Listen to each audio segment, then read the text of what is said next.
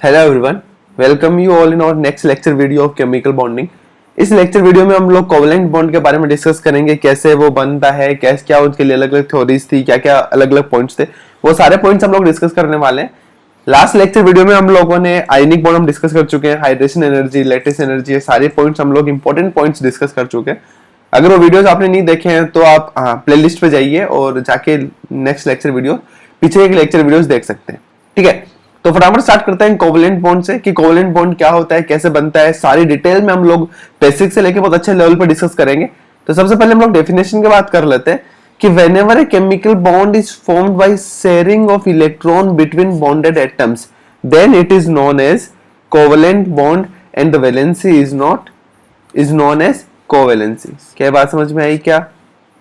Right, कि whenever a chemical bond is formed by sharing of electron, मतलब क्या होगा कि जब कोई बॉन्ड बनता है वो इलेक्ट्रॉन के शेयर करने से बनता है। राइट, कि जैसे a chemical bond is formed by sharing of electron between bonded atoms, then it is known as covalent bond and the valency is known as covalency.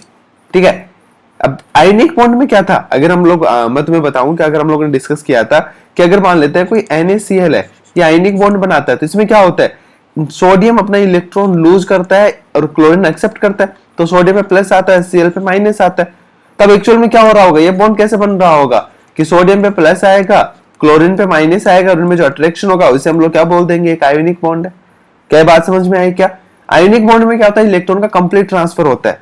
लेकिन अगर ऐसा हो कि फॉर एग्जांपल मान लेते हैं एक हाइड्रोजन हाइड्रोजन दूसरा हाइड्रोजन एटम है, और ये अगर ऐसा कुछ बॉन्ड बनाए जहां पे दोनों आपस में इलेक्ट्रॉन शेयर करें, दोनों आपस में इलेक्ट्रॉन शेयर करें, मतलब एक इलेक्ट्रॉन हाइड्रोजन का, एक इलेक्ट्रॉन दूसरा हाइड्रोजन का, दोनों अगर आपस में शेयर करें, दोनों पे इनका राइट्स हो, तो इस बॉन्ड को क्या बोलते हैं, कोवेलेंट बॉन्ड।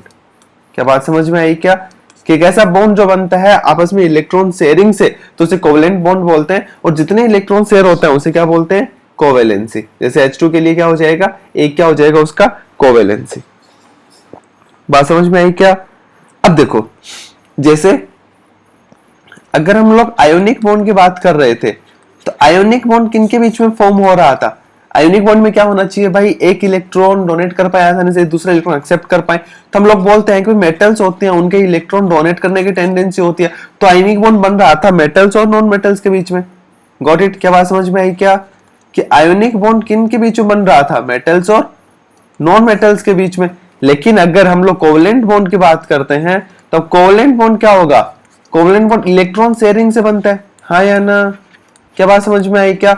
इलेक्ट्रॉन शेयरिंग से बनता है। अब इसमें आयोनिक बॉन्ड में क्या था, मालूम, फॉर एग्जांपल ए और बी में आयोनिक बॉन्ड बन रहा है, ए प्लस बी माइनस आ रहा है, तो हमें पता है ए की एन बहुत कम होती है, बी की एन बहुत ज्यादा होती है, इसकी वजह से ए बी इलेक्ट्रॉन इसे छीन लेता है, तो आयोनिक बॉन्ड बन जाता है। लेकिन अब क्या होगा, अगर यही सेम अगर मान लेते हैं ए और बी के अंदर कोवेलेंट बॉन्ड बन रहा होगा, तो इसका मतलब दोनों दोनों आपस में इलेक्ट्रॉन शेयर कर रखे होंगे, तो ऐसा बोल सकते हैं ए एंड बी की दोनों की ईएन क्या होगी, दोनों की ज्यादा, दोनों की ईएन ज्यादा होगी, मतलब आपस में इलेक्ट्रॉन शेयर कर रखे होंगे। या फिर ऐसा बोल सकते हैं कि दोनों नॉन मेटल्स हो रहे होंगे, दोनों क्या रहे होंगे, नॉन मेटल्स। तो ऐसा बोल सकते हैं, ध्यान रखना कि जब दोनों इलेक्ट्रॉन शेयर करने से कोवेलेंट बॉन्ड बनेगा, तो जो कोवेलेंट बॉन्ड बनता है, कोवेलेंट बॉन्ड बनता है तो बिटवीन नॉन मेटल्स बनता है, ध्यान रखना, बिटवीन नॉन मेटल्स बोलता है। या फिर ऐसा बोल सकते हैं कि जिनकी electron affinity will be higher, ऐसे एलिमेंट्स के बीच में ये कोवेलेंट बॉन्ड बनता है जिनकी इलेक्ट्रॉन एफिनिटी क्या होती है, ज्यादा होती है। राइट, या फिर ऐसा बोल सकते हैं कि जेड इफेक्टिव की वैल्यू ज्यादा होती है। ये सारे के तीनों पॉइंट सेम ही है, ये तीनों पॉइंट्स क्या है, सेम, क्योंकि हमें पता है भाई कोवेलेंट बॉन्ड बनेगा तो इलेक्ट्रॉन शेयरिंग से बनेगा। अब इलेक्ट्रॉन शेयर करना मतलब इलेक्ट्रॉन अट्रैक्ट करना। अब ए और बी दोनों की ये ज्यादा है, तो इसलिए क्या करेंगे, दोनों आपस में इलेक्ट्रॉन शेयर कर लेंगे, ना कि एक इलेक्ट्रॉन छीन के लेके भाग जाएगा। क्या बात समझ में आई क्या? पक्का? चलो, अगर ये बात समझ में आई तो फटाफट आगे बढ़ते हैं। अब देखो, कोवेलेंट बनने के लिए अलग अलग थ्योरी दी है, अभी बस अपने को डेफिनेशन समझ में आनी चाहिए कि कोवेलेंट बॉन्ड की डेफिनेशन क्या होती है और कोवेलेंसी क्या होती है, कितने इलेक्ट्रॉन शेयर हो रखे हैं। ठीक है, अब देखो होता क्या है कि अलग अलग थ्योरीज दे रखी हैं जिनको अपने को समझना है, जिसे हम कोवेलेंट बॉन्ड समझ पाएंगे। तो देखो, सबसे पहले थ्योरी थी, उसे ध्यान से देखना, उसका नाम है ऑक्टेट रूल, या फिर इसे लेविस थ्योरी भी बोलते हैं, लेविस थ्योरी। ध्यान रखना, इसे ऑक्टेट रूल या फिर लेविस थ्योरी भी बोलते हैं। ये क्या होती है, इसका स्टेटमेंट पहले मैं बोल देता हूं, ध्यान से सुनना, उसके बाद हम लोग आगे डिस्कस करेंगे कि ऑक्टेट रूल लेविस थ्योरी ने क्या बोला था। कि मतलब मैं पहले आपको डेफिनेशन बोलता हूं, धीरे धीरे आप लिख लीजिएगा, उसके बाद आपको एक्सप्लेन करना स्टार्ट करता हूं कि it has been found noble gases have least tendency to form compounds, hence their electronic configuration was assumed to be more stable. According to Lewis theory, atoms will combine with each other to attain noble gas configuration. चलो, अब नहीं समझ में आया कोई बात नहीं, आप थ्योरी फटाफट लिख लीजिएगा आराम से, नोट्स बहुत ज्यादा इंपॉर्टेंट नहीं है, समझना ज्यादा इंपॉर्टेंट है। ध्यान से देखो कि देखो एक्चुअल में हुआ क्या, कि भाई ये देखा गया कि जो नोबल गैसेस होती हैं भाई, अब जब नोबल गैसेस होती हैं वो सब ज्यादा स्टेबल होती हैं, राइट, सब ज्यादा स्टेबल होती है। स्टेबल होती है मतलब उनकी least tendency to form compound होती है। क्यों, आपने देखा होगा कि जो नोबल गैसेस होती हैं वो कंपाउंड्स बहुत कम बनाती हैं, बहुत कम कंपाउंड्स बनाती है। तो कैसा बोल सकते हैं कि नोबल गैसेस क्या होंगी, जो मोस्ट स्टेबल होंगी, मोस्ट स्टेबल होंगी और least tendency to form compounds होगा। तो अगर ये होता है तो जो इनका इलेक्ट्रॉनिक कॉन्फ़िगरेशन है, जो इलेक्ट्रॉनिक कॉन्फ़िगरेशन समझ गए, जो हम लोगों ने एटॉमिक स्ट्रक्चर में देखा था कि जो इनका इलेक्ट्रॉनिक कॉन्फ़िगरेशन है उसे मोस्ट स्टेबल मान लिया गया। इलेक्ट्रॉनिक कॉन्फ़िगरेशन को क्या मान लिया गया, मोस्ट स्टेबल। और ये लेविस ने थ्योरी थी कि कोई भी एलिमेंट, कोई भी एटम है, वो इस तरीके से कंबाइन होने की कोशिश करेगा कि उससे उसका जो आउटर मोस्ट सेल का इलेक्ट्रॉनिक कॉन्फ़िगरेशन है वो कैसा हो जाए, इनर्ट गैस जैसा। कैसा हो जाए, नोबल गैसेस जैसा। फॉर एग्जांपल नोबल गैसेस में क्या होता है, अगर नियोन की बात करें, देखो 1s2 2s2 2p6, got it, बात समझ में आया, ये क्या हो जाएगा 2p6। अब देखो और आर्गन में क्या हो जाएगा, ये 3p6। तो ऑलमोस्ट क्या दिया जा रहा है कि आउटर मोस्ट सेल में इलेक्ट्रॉन्स काउंट करें तो आउटर मोस्ट सेल में कितने इलेक्ट्रॉन्स आ रहे हैं, 8। भाई आउटर मोस्ट सेल में कितने इलेक्ट्रॉन्स आ रहे हैं, 8 इलेक्ट्रॉन्स। और अगर हीलियम की बात करें तो इसमें कितने इलेक्ट्रॉन्स है, 2 इलेक्ट्रॉन्स। तो एलिमेंट्स क्या चाहेंगे भाई, कब उसने क्या बोला लेविस ने कि जैसे जैसे इनर्ट गैसेस हैं, नोबल गैसेस हैं, उनका आउटर मोस्ट सेल में 8 इलेक्ट्रॉन्स, 2 इलेक्ट्रॉन्स होते हैं, तो बहुत सारे मॉलिक्यूल्स जो कंपाउंड्स बनाते हैं, अलग अलग एटम्स कंपाउंड बनाते हैं, वो इस तरीके से कंपाउंड बनाएंगे कि उनका ऑक्टेट कंप्लीट हो पाए। ऑक्टेट का मतलब क्या होगा, आउटर मोस्ट सेल में 8 इलेक्ट्रॉन्स हो पाए। बात समझ में आई क्या, ये थ्योरी किसने दी थी, लेविस थ्योरी। क्योंकि ये किस बेसिस पे दी गई है, ध्यान रखना, इस बेसिस पे कि जो नोबल गैसेस होती हैं वो मोस्ट स्टेबल होती हैं, इसलिए उनके इलेक्ट्रॉनिक कॉन्फ़िगरेशन को मोस्ट स्टेबल इलेक्ट्रॉनिक कॉन्फ़िगरेशन मान लिया गया और ऐसा बोल दिया गया कि भाई जनरली सारे के सारे कंपाउंड्स ऐसे ऐसे कंपाउंड्स बनाते होंगे। गॉट इट, क्या बात समझ में आई क्या, सारे कंपाउंड्स इस तरीके से कंपाउंड बनाएंगे कि उनका ऑक्टेट कंप्लीट हो पाए। ऑक्टेट मतलब आउटर मोस्ट सेल में 8 इलेक्ट्रॉन हो पाए। चलो अब ध्यान से देखो, सबसे पहले मैं आपको आप लोगों ने स्टार्टिंग में देख लिया होगा, लेकिन फिर मैं आपको बता देता हूं कि वैलेंस सेल इलेक्ट्रॉन क्या होते हैं। उसके बाद हम लोग लेविस डॉट स्ट्रक्चर पे चलेंगे। वैलेंस सेल इलेक्ट्रॉन को हम लोग ऐसा बोल सकते हैं, आउटर मोस्ट सेल इलेक्ट्रॉन बोल सकते हैं क्या, कि आउटर मोस्ट सेल में कितने इलेक्ट्रॉन्स हैं, वही उसके लिए क्या हो जाएगा, valence shell electron. For example अगर हम कार्बन की बात करते हैं, देखो 1s2 2s2 2p2 आता है क्या, पक्का, क्योंकि कार्बन का 6 इलेक्ट्रॉन 6 होता है एटॉमिक नंबर। तो इसका आउटर मोस्ट सेल में कितने इलेक्ट्रॉन हो गए, आउटर मोस्ट सेल मतलब 2 वाला, 2s और 2p, आउटर मोस्ट सेल में कितने इलेक्ट्रॉन हो गए, 4। अब इन्हीं 4 इलेक्ट्रॉन्स को हम क्या बोलते हैं, वैलेंस सेल इलेक्ट्रॉन बोल सकते हैं। बात समझ में आया क्या। बात अगर नाइट्रोजन की बात करें तो क्या आएगा बताओ, 1s2 2s2 2p3। तो अगर इसमें वैलेंस सेल इलेक्ट्रॉन पूछा जाए आउटर मोस्ट सेल में कितने इलेक्ट्रॉन है, 5, तो 5 क्या हो जाएंगे, वैलेंस सेल इलेक्ट्रॉन, हाँ या ना। चलो अगर ये बात समझ में आ रही है फटाफट तो आगे बढ़ते हैं। अब देखो वैलेंस सेल इलेक्ट्रॉन समझ में आ गया, ये बहुत इंपॉर्टेंट है, ठीक है। मैं आपको लिखवा भी देता हूं कि अगर बोरॉन फैमिली रहा, कार्बन रहा, नाइट्रोजन रहा, ऑक्सीजन रहा, फ्लोरीन रहा, तो इनके वैलेंस सेल में, बोरॉन के वैलेंस सेल में यहाँ पे मैं वैलेंस सेल इलेक्ट्रॉन लिख रहा हूँ 3 होगा, carbon family valence shell electron 4 होता है, नाइट्रोजन फैमिली मतलब नाइट्रोजन फॉस्फोरस आर्सेनिक सब, उसमें वैलेंस सेल में इलेक्ट्रॉन 5 होगा, ऑक्सीजन में वैलेंस सेल में इलेक्ट्रॉन 6 होगा, फ्लोरीन वैलेंस सेल में इलेक्ट्रॉन 7 होगा। ये मैंने क्या लिखा है, वैलेंस सेल इलेक्ट्रॉन्स। बात समझ में आई क्या। जैसे हाइड्रोजन है उसके वैलेंस शेल में कितने इलेक्ट्रॉन है, 1। ठीक है, और ये फैमिली की बात हो रही है कि बोरॉन फैमिली हो गया, इधर कार्बन फैमिली हो गया, इन सबके वैलेंस शेल में इतने इलेक्ट्रॉन होते हैं। अगर आप पूछ लिया जाए कि वैलेंस शेल इलेक्ट्रॉन कितने हैं, तो हमें पता होना चाहिए कि अगर नाइट्रोजन हुआ तो उसमें valence shell electron nitrogen family में 5 होते हैं, नाइट्रोजन, फॉस्फोरस, आर्सेनिक सब में, ऑक्सीजन, सल्फर हो गया, सेलेनियम हो गया, सब में आउटर मोस्ट शेल में इलेक्ट्रॉन 6 होते हैं। तो वैलेंस शेल में कितने इलेक्ट्रॉन हो गए, 6। चलो, ध्यान में ऐसा क्यों बता रहा हूं, क्योंकि अगर बॉन्डिंग होगा, तो बॉन्डिंग में कौन से इलेक्ट्रॉन पार्टिसिपेट करते हैं, only valence shell electron participate करते हैं। कैसे, ध्यान रखना कि अगर मान लेते हैं कि ये ऐसा कोई एटम है और सामने दूसरा कोई एटम है जिसे बॉन्डिंग बनाने, इलेक्ट्रॉन शेयर करना है, तो जो आउटर मोस्ट शेल में इलेक्ट्रॉन्स होंगे वही तो आपस में शेयर होंगे, हाँ या ना।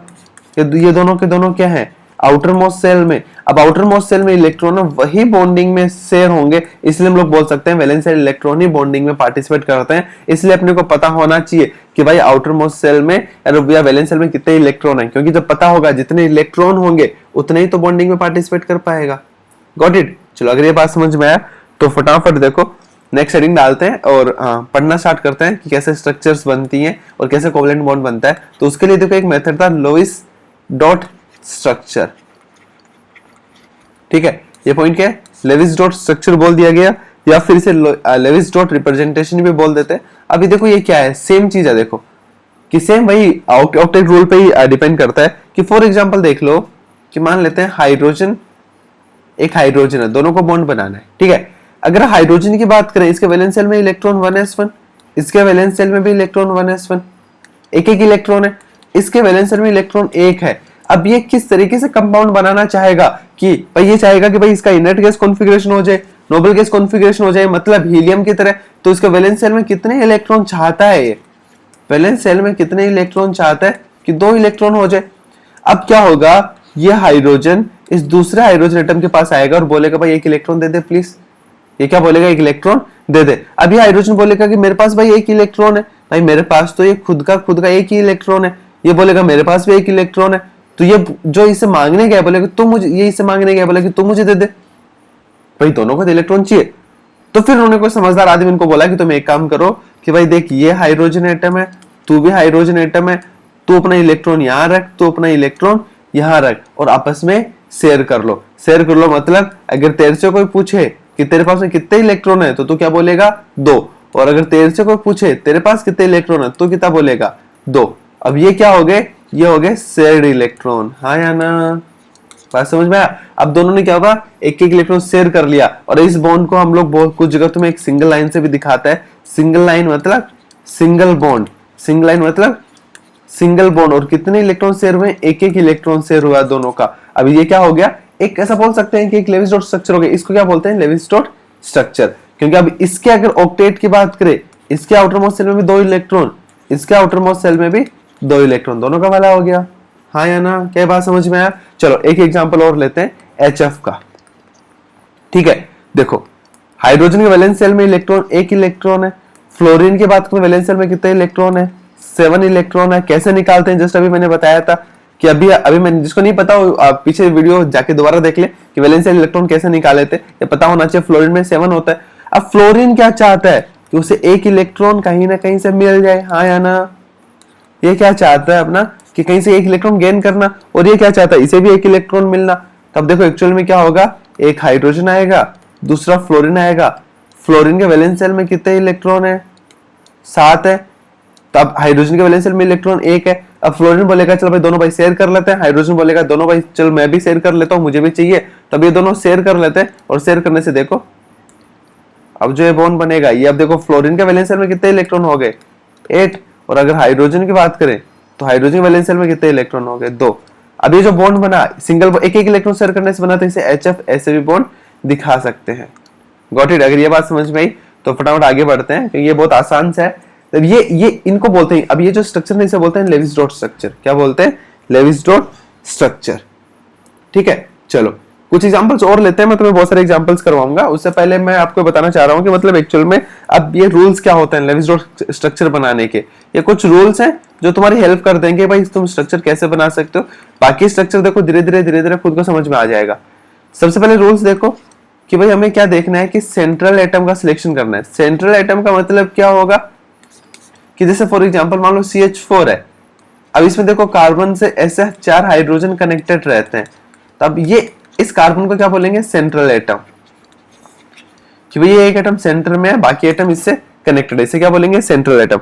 अब सेंट्रल एटम कैसे सिलेक्ट करना है, देखो कि फर्स्ट पॉइंट सेंट्रल एटम का ध्यान रखना है कि जो एटम होगा जो ज्यादा बॉन्ड बना पाएगा, मतलब which can form more bonds.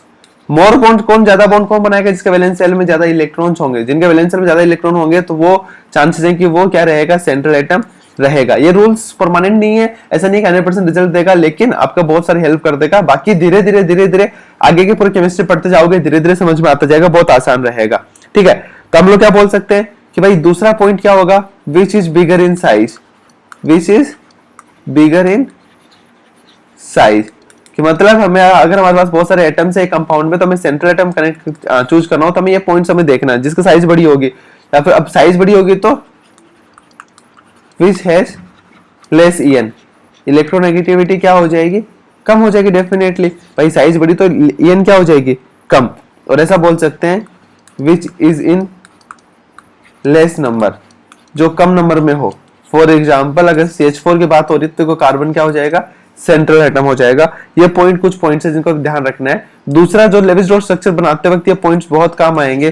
दूसरा, hydrogen and fluorine will never be central atom, will never be central atom, ध्यान रखना, will never be, H hydrogen fluorine will never be central atom, ये दोनों कभी भी central atom नहीं होंगे। ठीक है, अब देखो तीसरा सबसे इंपॉर्टेंट पॉइंट है कि देखो हमें क्या करना है, try to complete the octet of second period element. जो सेकंड पीरियड एलिमेंट्स हैं, सेकंड पीरियड एलिमेंट समझ गए, शाबाश। आई थिंक ये पीरियड टेबल में आपको पता होगा, जैसे boron, carbon, nitrogen, oxygen second period element है, कि try to complete the octet. अगर तुम्हारा सेंट्रल एटम है तो try to complete the octet, but never expand it, but never expand it. ये बहुत इंपॉर्टेंट पॉइंट ध्यान रखना, इससे बहुत सारे सवाल हो जाएंगे। बट नेवर एक्सपेंड इट, इसका मतलब क्या हुआ कि इसका ऑक्टेट कंप्लीट करने की कोशिश करो, लेकिन हमें एक्सपेंड नहीं करना है। जो सेकंड पीरियड एलिमेंट है उसका ऑक्टेट हमें कंप्लीट करने की कोशिश करना है, ना हो तो भी चलेगा, लेकिन एक्सपेंड नहीं करना है। इसका मतलब क्या होगा कि not more than 8 electrons, not more than 8 electrons, 8 ज्यादा इलेक्ट्रॉन। एक्सपेंड का मतलब क्या हो गया, 8 ऑक्टेट मतलब 8 इलेक्ट्रॉन, 8 ज्यादा इलेक्ट्रॉन नहीं होना है किसी भी कंडीशन में। कोशिश करनी है, कि नहीं होता तो कोई टेंशन नहीं है, लेकिन हमें एक्सपेंड नहीं करना है किसी भी पॉइंट में। बहुत इंपॉर्टेंट पॉइंट है। ठीक है, फोर्थ क्या है, थर्ड पीरियड एलिमेंट हो गया, फोर्थ पीरियड एलिमेंट हो गया, उनके लिए हमें क्या ट्राई करना है, try to complete the octet, try to complete the octet and it can be expanded, it can be expanded if needed। कि अब क्या होगा, हमें ट्राई करना है कि ऑक्टेट हम कंप्लीट कर पाए, और जरूरत पड़े तो एक्सपेंड भी कर सकते हैं। मतलब थर्ड, फोर्थ, फिफ्थ पीरियड वाले एलिमेंट्स है, उनका ऑक्टेट एक्सपेंड किया जा सकता है अगर जरूरत पड़े, लेकिन ट्राई करना है कि एक्सपेंड ना करें। अगर जरूरत पड़ी तो कर सकते हो, कोई इशू नहीं है। ये दोनों पॉइंट्स बहुत इंपॉर्टेंट है, लेकिन ध्यान रखना सेकंड पीरियड के एलिमेंट्स का ऑक्टेट कभी भी एक्सपेंड नहीं करना है। क्यों नहीं करना होता, क्यों नहीं हो सकता है, सारी एक्सप्लेन आगे कर दिया जाएगा। अब देखो, अब हम कुछ लेविस डॉट स्ट्रक्चर बनाते हैं फटाफट, फिर समझना स्टार्ट करते हैं। देखो फॉर एग्जाम्पल, पहला एग्जाम्पल ट्राई करते हैं NF3। ठीक है, NF3 देखो, अब नाइट्रोजन क्या हो जाएगा, ये हमें समझ में आ रहा है। नाइट्रोजन क्या हो जाएगा अपना, सेंट्रल एटम। नाइट्रोजन क्या हो गया अपना, सेंट्रल एटम। अगर नाइट्रोजन के वैलेंस सेल में बात करें तो कितने इलेक्ट्रॉन होते हैं, 5 इलेक्ट्रॉन। और फ्लोरीन के वैलेंस सेल में कितने इलेक्ट्रॉन होते हैं, 7 इलेक्ट्रॉन। मैं बेसिक तरीका बता रहा हूं, फिर बहुत आसान है। अब नाइट्रोजन क्या चाहता है, नाइट्रोजन क्या चाहता है, टू गेन 3 इलेक्ट्रॉन्स। और फ्लोरीन क्या चाहता है, गेन 1 इलेक्ट्रॉन, कि उसे कहीं ना कहीं से 1 इलेक्ट्रॉन मिल जाए, और एक के साथ 3 इलेक्ट्रॉन मिल जाए। 3 फ्लोरीन है, तब देखो होगा क्या, नाइट्रोजन को 3 इलेक्ट्रॉन चाहिए, एक फ्लोरीन को एक इलेक्ट्रॉन चाहिए। तो नाइट्रोजन क्या करेगा, तीनों फ्लोरीन के साथ में एक इलेक्ट्रॉन शेयर कर लेगा। तो एक्चुअल में क्या होगा, नाइट्रोजन यहाँ आएगा, एक फ्लोरीन मान लो इधर है, दूसरा फ्लोरीन मान लो इधर है, तीसरा फ्लोरीन इधर है। फ्लोरीन के वैलेंस सेल में कितने इलेक्ट्रॉन्स है, 7 7। एक यहाँ रखा, एक यहाँ रखा। फ्लोरीन के वैलेंस सेल में कितने इलेक्ट्रॉन है, ध्यान रखना 7 7। और नाइट्रोजन के अगर वैलेंस सेल की बात करें तो बताओ नाइट्रोजन के वैलेंस सेल में कितने इलेक्ट्रॉन है, 5। 2 इधर, एक इसके साथ शेयर करेगा, एक इसके साथ शेयर करेगा, एक इसके साथ शेयर करेगा। अब देखो अगर नाइट्रोजन की बात करें, नाइट्रोजन के अगर मैं इन सारे जो इलेक्ट्रॉन शेयर करके उनको अगर एक सर्कल में पैक करूं तो बताओ नाइट्रोजन के वैलेंस सेल में कितने इलेक्ट्रॉन्स हो गए, 8 इलेक्ट्रॉन्स हो गए। क्या नाइट्रोजन का भला हो गया, गुड, नाइट्रोजन का भला हो गया। और सेम अगर फ्लोरीन की बात करें तो बताओ फ्लोरीन के वैलेंस सेल में कितने इलेक्ट्रॉन हो गए, 8 इलेक्ट्रॉन, फ्लोरीन का काम भी बन गया। अगर इस फ्लोरीन की बात करें तो इसका भी 8 इलेक्ट्रॉन हो गए, इसका काम भी बन गया। और अगर इस फ्लोरीन की बात करें तो ये भी क्या हो जाएगा, इसका काम भी बन गया, इसके भी 8 इलेक्ट्रॉन हो गए। तो एक्चुअल में NF3 ऐसे रहता है कि नाइट्रोजन एक रहेगा, बाकी 3 फ्लोरीन ऐसे कनेक्टेड रहेंगे। और ये जो स्ट्रक्चर बनाई है हमने इसे बोलते हैं लेविस डॉट स्ट्रक्चर। क्या बात समझ में आई क्या, पक्का? चलो अगर ये बात समझ में आई तो फटाफट कुछ एग्जांपल्स और करते हैं, क्योंकि एग्जांपल्स करना इंपॉर्टेंट है, एग्जांपल्स करेंगे तभी चीज समझ में आएंगे। तो कुछ एग्जांपल्स और कर लेते हैं फटाफट, जस्ट अ सेकेंड। तो हुआ क्या, देखो कि जैसे हम लेविस डॉट स्ट्रक्चर बना रहे हैं, जैसे कुछ एग्जांपल्स हमने डिस्कस किए हैं। अगर मैं और एग्जांपल्स की बात करूं, ICl3 फॉर एग्जांपल, देखो ICl3। अब देखो आयोडीन का मैं इसका साइज भी बड़ा होता है आयोडीन, तो आयोडीन क्या हो जाएगा अपना सेंट्रल एटम, सेंट्रल एटम। अब देखो आयोडीन के वैलेंस सेल में कितने इलेक्ट्रॉन होते हैं, 7। क्लोरीन के वैलेंस सेल में भी कितने इलेक्ट्रॉन होते हैं, 7। अब क्लोरीन वगैरह क्या चाहता हूँ, एक एक इलेक्ट्रॉन मिल जाए। आयोडीन भी चाहता है एक एक इलेक्ट्रॉन मिलना, लेकिन 3 क्लोरीन है तो एक इलेक्ट्रॉन नहीं ज्यादा इलेक्ट्रॉन मिल जाएंगे। लेकिन आयोडीन सेंट्रल एटम है तो ये क्या करेगा, बाकी 3 क्लोरीन एटम इसके आसपास आएंगे। और आयोडीन, आयोडीन के वैलेंस सेल में कितने इलेक्ट्रॉन है, बोलो तो 7 है। 7 देखो, 2 तो 4, 1 5, 1 6, 1 7, ठीक है। क्लोरीन के वैलेंस सेल में कितने इलेक्ट्रॉन होते हैं, 7। तब ये भी अपना एक एक इलेक्ट्रॉन यहाँ पे शेयर कर लेगा। इस क्लोरीन के वैलेंस सेल में भी इलेक्ट्रॉन कितने होते हैं, 7। और ये एक एक इलेक्ट्रॉन यहाँ पे क्लोरीन भी इधर शेयर कर लेगा। अब देखो अगर इस क्लोरीन की बात करें, इस क्लोरीन के वैलेंस सेल में कितने इलेक्ट्रॉन हो गए, 8। और अगर इस क्लोरीन की बात करें तो बताओ इस क्लोरीन के वैलेंस सेल में कितने इलेक्ट्रॉन हो गए, 8। और अगर इस क्लोरीन की बात करें तो इसके वैलेंस सेल में कितने इलेक्ट्रॉन हो गए, 8। लेकिन इस आयोडीन की बात करें तो बताओ इस आयोडीन के वैलेंस सेल में कितने इलेक्ट्रॉन हो गए,